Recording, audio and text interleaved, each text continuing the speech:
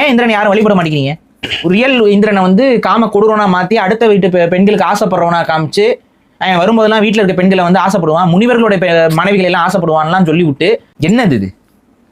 கடவுளுக்கு எழுதுறதா நீங்க எழுதியிருக்கிறது? அப்ப இவங்க நோக்கம் என்னன்னா இந்திரனை யாரும் சாமியா கும்பிடக்கூடாது. அப்ப பொய்க்கதைகள், இந்த பொய்க்கதைகள் எழுதி வச்சிட்டோம்னா இந்திரனை யாரும் சாமியா கும்பிட மாட்டாங்க.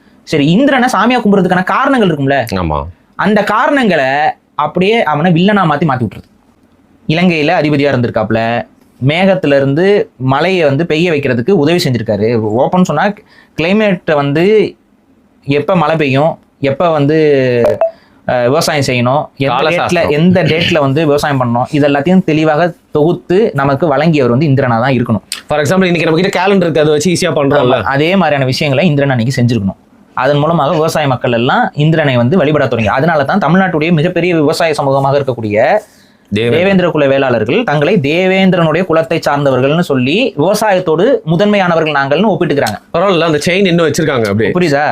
இதுதான் இந்திரன் வந்து உளவு சமூகத்திற்கான கடவுளாக இருந்திருக்கிறார். அப்ப இந்திரனை வந்து இந்த தன்மையில நம்ம மக்கள் புரிஞ்சுக்க கூடாது, அவரோட உண்மையான வரலாறு தெரிஞ்சுக்க கூடாதுங்கிறனால 2 கேரக்டரா மாத்தி அந்த 2 கேரக்டர் மாறி மாறி சண்டை போட்டுக்கிட்ட மாதிரி ஒரு கதையும் கட்டி விட்டு, அதனாலதான் இவர் இந்திரனை வீழ்த்தியதால் இவருக்கு இந்திரஜித்துன்னு பேர் வந்துச்சான். அதாவது இந்திரசித்தன் அப்படிங்கிற பேர்ல இருக்கு, பழக்கத்துல இருக்கு.